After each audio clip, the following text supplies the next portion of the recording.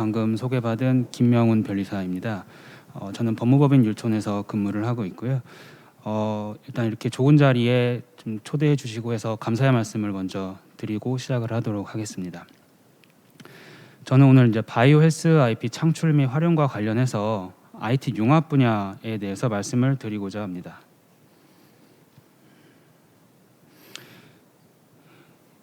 저는 기술 백그라운드가 아까 이제 소개 말씀드린 것처럼 이제 컴퓨터 공학인데요.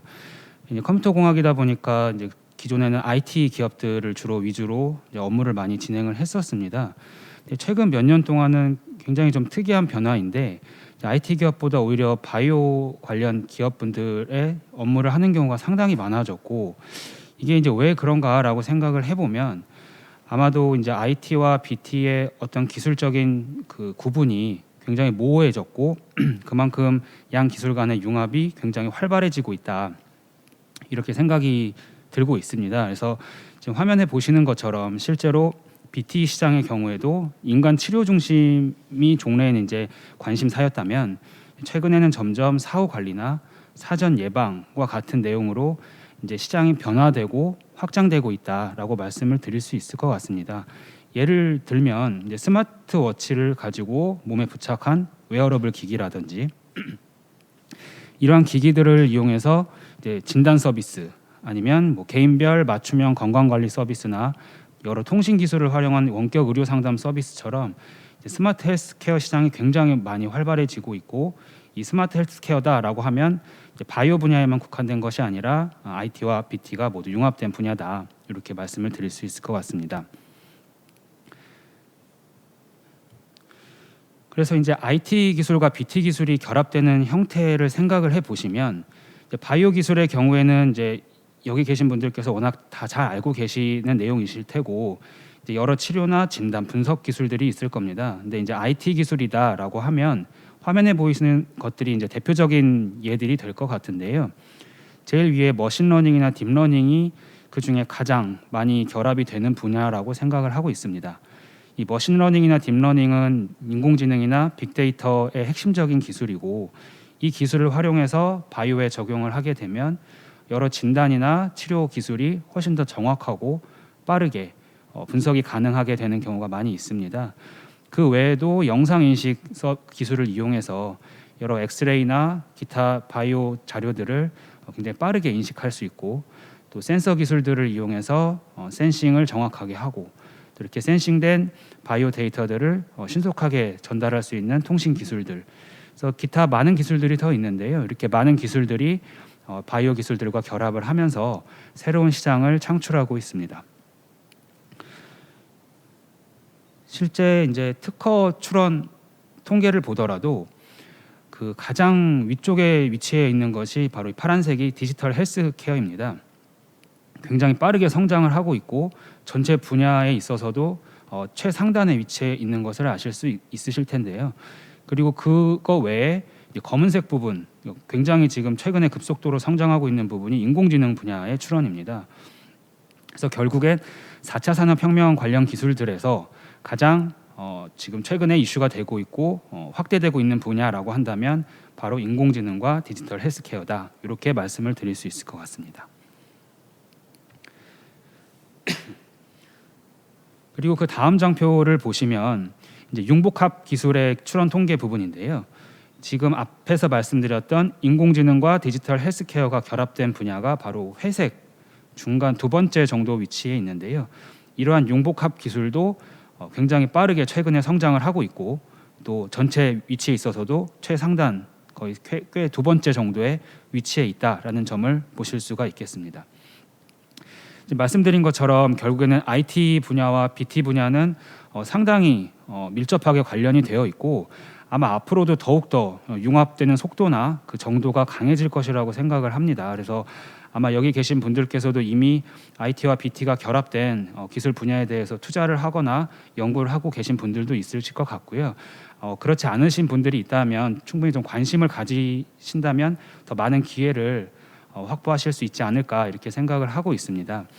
그래서 IT와 BT가 결합되는 분야는 여러 가지가 있을 수가 있지만 그 중에 오늘 크게 두 가지 정도 가장 이슈가 많이 되는 부분을 꼽아봤고요.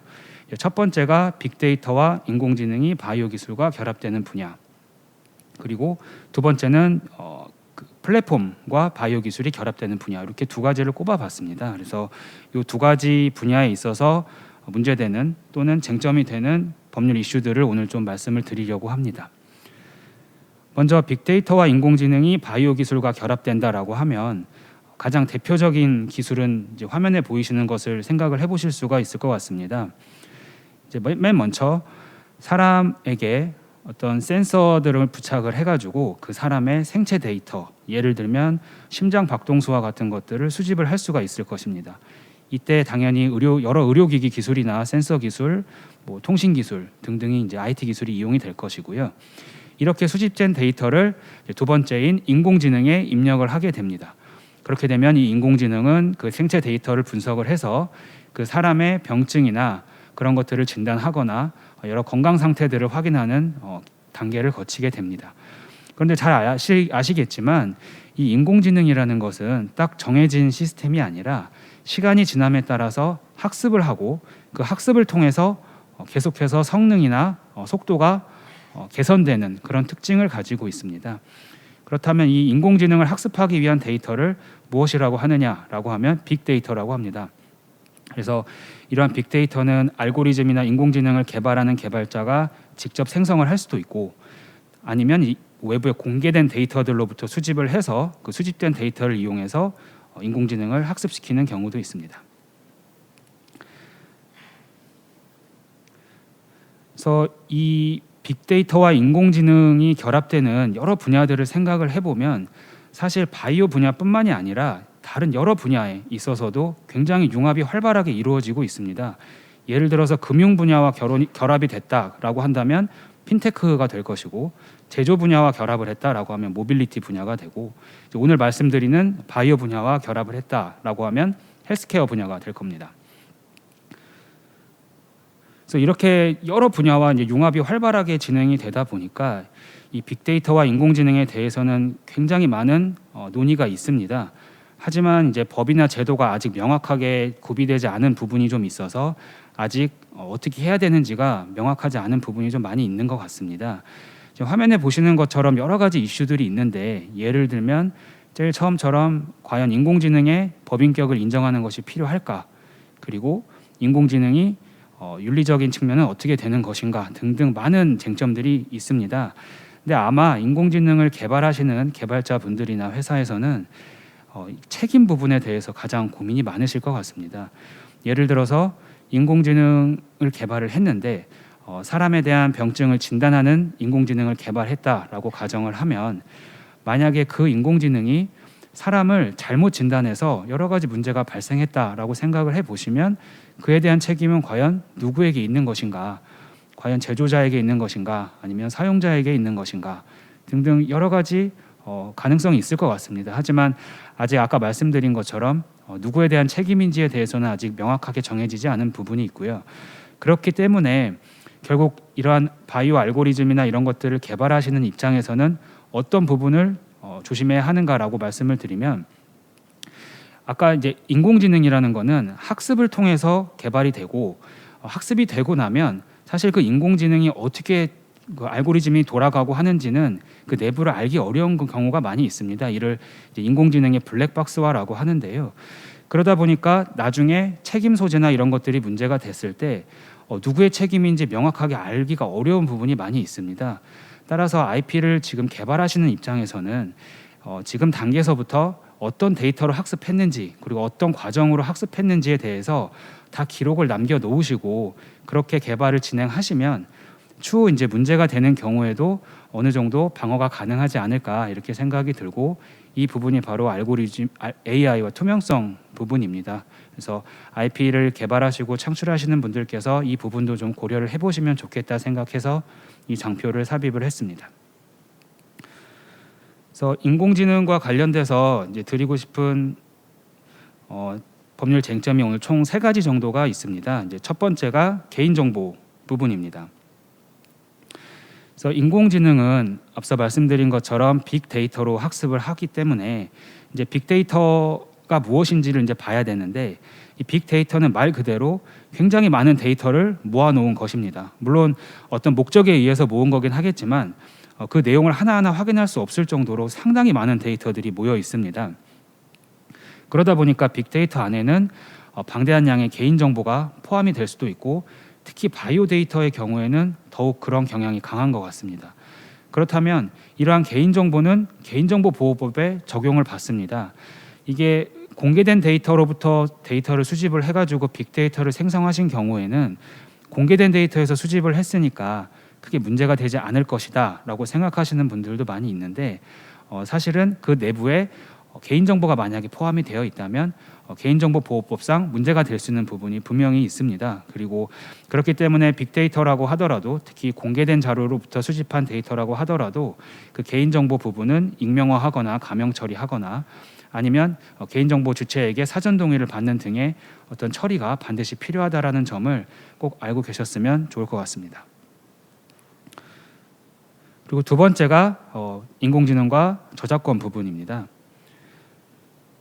이제 인공지능을 만들기 위해서 빅데이터를 이제 준비를 해야 되는데, 이 빅데이터는 그 인공지능을 개발하는 사람이 직접 생성을 할 수 있지만, 빅데이터는 말 그대로 너무나 많은 양의 데이터이기 때문에 이거를 직접 생성한다는 것은 현실적으로 쉽지 않은 부분이 있습니다. 그러다 보니까 이제 공개된 웹이나 인터넷을 통해서 그 자료들을 수집하는 경우가 상당히 많고, 그런 경우가 대부분인 것 같습니다.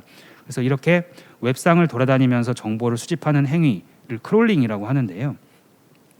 만약에 이제 바이오 분야의 인공지능을 개발하는 경우를 생각을 해보면, 그 크롤링의 대상은 의학 논문 데이터베이스라든지 의학 잡지나 저널 데이터베이스, 아니면 웹상에 공개된 얼굴이나 목소리 데이터와 같은 바이오 데이터들이 있을 겁니다. 그러면 만약에 이런 데이터들이 개인정보에 문제가 없다라고 가정을 하면, 이 데이터들은 모두 인터넷에 누구나 볼 수 있도록 공개된 데이터이니까 마음껏 크롤링해서 내 그 바이오 인공지능을 개발하는데 사용해도 될 것인가 하는 문제가 있습니다. 이 부분에 대해서는 저작권법을 좀 보실 필요가 있는데요. 저작권법상 여러 데이터들이 모여 있는 집합물을 취급하는 방법은 두 가지가 있습니다. 하나는 편집 저작물이고 또 하나는 데이터베이스입니다. 먼저 편집 저작물이라고 하는 것은 여러 데이터들을 선택하거나 배열 또는 구성하는데 어떤 창작성이 있는 것입니다. 예를 들어서 명시 선집처럼 시집인데 그 시들을 단순히 배열한 게 아니라 어떤 의미를 가지고 창작적인 요소를 포함해서 배열을 했다라고 한다면 그 배열 자체의 창작성이 인정돼서 이것은 저작권법상 편집 저작물로서 보호가 됩니다. 근데 만약에 반대로 일반적인 데이터들을 다 잔뜩 모아놨는데 그거를 모으고 선택하고 배열하고 구성하는데 어떤 창작성이 없다. 예를 들어서 아까 말씀드렸던 의학 논문 데이터베이스처럼 단순히 날짜나 제목의 순서도로만 배열을 했고 어떤 특징적인 창작성은 없다라고 한다면 이런 것들은 데이터베이스라고 합니다. 그런데 저작권법은 이 편집 저작물과 데이터베이스를 모두 저작권에 준해서 보호를 하고 있습니다. 그 이유는 편집 저작물의 경우에는 당연히 창작성이 있기 때문에 저작물로서 보호를 하는 것인데, 데이터베이스의 경우에는 창작성은 없지만 그 많은 데이터들을 모으고 모으는데 시간과 비용이 들어갔을 것이기 때문에 그러한 시간과 비용을 보호한다라는 측면에서 저작권에 준해서 보호를 하고 있습니다. 그렇다면 앞에서 말씀드렸던 의학 논문 데이터베이스는 결국 저작권법상 데이터베이스에 해당을 하게 되고, 그렇다면 데이터베이스 제작자의 권리가 발생을 하게 됩니다. 데이터베이스 제작자의 권리가 발생하면 저작권법 제93조에 따라서 데이터베이스 제작자는 그 데이터베이스의 전부 또는 상당한 부분에 대한 복제 권리를 가집니다. 따라서 그 의학 논문 데이터베이스가 데이터베이스에 해당하고, 아까 말씀드린 것처럼 비록 누구나 볼 수 있게 공개되어 있다고 하더라도 그 데이터베이스의 전부 또는 상당한 부분을 복제할 권한은 데이터베이스 제작자가 가지게 되는 겁니다. 따라서 크롤링을 하시는 입장에서 데이터베이스 제작자의 어떤 동의를 받지 않고 그 전부 또는 상당한 부분을 복제하게 된다면 데이터베이스 제작자의 권리를 침해할 가능성이 있습니다. 그리고 저작권법에 따르면 그 전부 또는 상당한 부분을 복제해야 되기 때문에 그 개별 소재나 일부분만, 예를 들면 논문 전체 중에 일부 논문만 복제해서 인공지능에 사용한다라고 한다면 이것은 원칙적으로 데이터베이스 제작자의 권리를 침해한 것이 아닙니다. 하지만 그 데이터베이스 제작자와 크롤링하는 그 주체 사이에 경쟁 관계가 있다든지 잠재적 시장에 영향을 미칠 우려가 있다라고 한다면 전부가 아니고 일부만 복제하는 경우에도 문제가 될 수 있습니다. 그래서 이처럼 공개된 데이터라고 해서 마음대로 크롤링할 수 있는 것은 아니기 때문에 그 과정에서 반드시 저작권법상 데이터베이스 제작자의 권리를 꼭 고려해 보시라고 말씀을 드리고 싶습니다.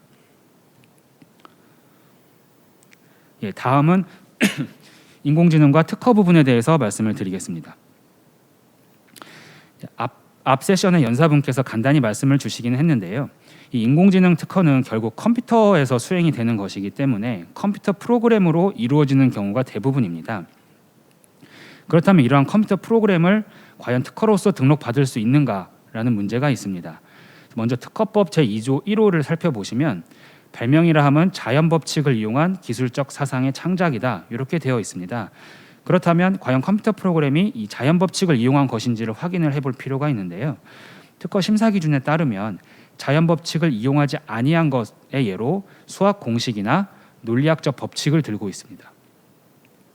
그런데 컴퓨터 프로그램은 논리학적 법칙이기 때문에 결국에는 자연 법칙을 이용하지 아니한 것이고 그렇다면 특허법상 발명의 대상이 아니게 됩니다. 그러면 인공지능 특허는 특허로 등록받지 못하느냐라고 한다면 그렇지는 않습니다. 왜냐하면 인공지능 특허의 경우에도 분명히 독점권을 주고 그 특허를 출원하도록 유도하고 그에 따라서 산업 발전에 이바지할 요인이 분명히 있기 때문에 실무상으로는 컴퓨터로 읽을 수 있는 매체에 저장된 이라는 기재를 추가하면 컴퓨터 프로그램도 등록받을 수 있도록 하고 있습니다. 그 이유는 이 매체라는 것은 수학 공식이나 논리학적 법칙이 아니라 메모리 장치와 같은 구체적인 장치이기 때문에 청구항에 장치가 추가되어서 등록받을 수 있는 것으로 하고 있습니다. 이처럼 인공지능 특허도 얼마든지 출원해서 등록을 받을 수 있기 때문에 이에 대해서도 항상 개발하실 때 염두에 두시고 진행하시는 것이 좋을 것 같습니다. 실무상 한국과 일본은 인공지능 관련 발명을 컴퓨터 관련 발명의 하위 개념으로서 등록을 받을 수 있도록 하고 있고 미국이나 유럽도 다 동일하게 인공지능 관련 발명을 등록받을 수 있도록 하고 있습니다. 그런데 이제 미국의 경우에는 소프트웨어 특허에 대해서 다소 좀 엄격하게 심사를 하고 있기 때문에 이 부분은 좀 참고하실 필요가 있을 것 같습니다. 그래서 이렇게 등록 가능하다라고 한다면 인공지능 특허의 신규성이나 진보성은 과연 어떻게 판단을 할까라는 부분에 대해서 좀 말씀을 드리고자 합니다. 지금 화면에 보시는 청구항은 제가 예시로 하나 갖고 온 것인데요. 이거는 컴퓨터 프로그램 발명이긴 하지만 아까와 달리 컴퓨터 프로그램으로 청구되지는 않았습니다. 컴퓨터 프로그램은 컴퓨터 프로그램 청구항으로 청구할 수도 있지만 지금 화면에 보시는 것처럼 여러 단계들을 수행하는 방법으로 방법 청구항으로서 청구를 할 수도 있습니다. 그래서 이 청구항은 인공지능 학습에 기초한 골 연령 판독 방법에 대한 것입니다. 그래서 굵은 글씨 위주로 보시면 수골 영상을 입력하고 거기서 관심 영역을 추출한 다음에 인공지능 그 알고리즘에 해당하는 합성곱 신경망을 적용해서 골 등급을 분류하고 골 연령을 판독하는 단계 이렇게 되어 있습니다. 그러면 이 내용은 결국에는 종래의 IT 기술인 인공지능 알고리즘으로서 합성곱 신경망을 사용하고 그리고 골 연령 판독 방법은 종래에 이미 있었던 바이오 기술입니다. 그렇다고 한다면 결국 이 청구항은 종래에 있는 IT 기술과 종래에 있는 바이오 기술을 결합한 것인데 이렇게 결합한 것이 과연 진보성이 인정될 수 있을 것인가라는 문제가 있습니다. 이 부분에 있어서는 만약에 이 두 개의 기존 종래 발명을 단순히 조합한 것에 불과한 경우에는 진보성이 인정되기 어려울 것 같습니다. 이 경우에도 위에 이제 검은색 글씨들은 단순히 종래에 있었던 합성곱 신경망을 이미 종래에 하고 있었던 골 연령 판독 방법에 그대로 적용한 것이기 때문에 이 정도로만은 진보성이 인정되기가 좀 어려울 것 같습니다. 특히 최근에 IT와 BT 기술이 굉장히 빠르게 또 활발하게 융합되고 있다는 점을 고려하면 통상의 기술자가 이렇게 두 가지 기술을 결합하는 것은 용이하게 생각해낼 수 있다라는 정도로 판단할 수 있지 않을까 싶습니다.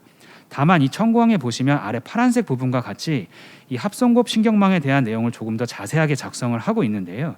만약에 이 종래의 바이오 기술과 종래의 IT 기술을 결합함에 있어서 이 기술을 단순히 그냥 조합하는 것이 아니라 그 과정에서 종래의 합성곱 신경망이 일부 내용의 기술이 변화가 있다거나 수골 영상 분석 방법의 일부의 변화가 있어서 그 변화된 부분이 서로 유기적인 결합을 하고 그 결과 어떤 골 연령 판독 방법이라는 효과상의 좋은 점이 있다고 한다면 이것은 충분히 진보성이 인정받아서 등록을 받을 수 있을 것입니다.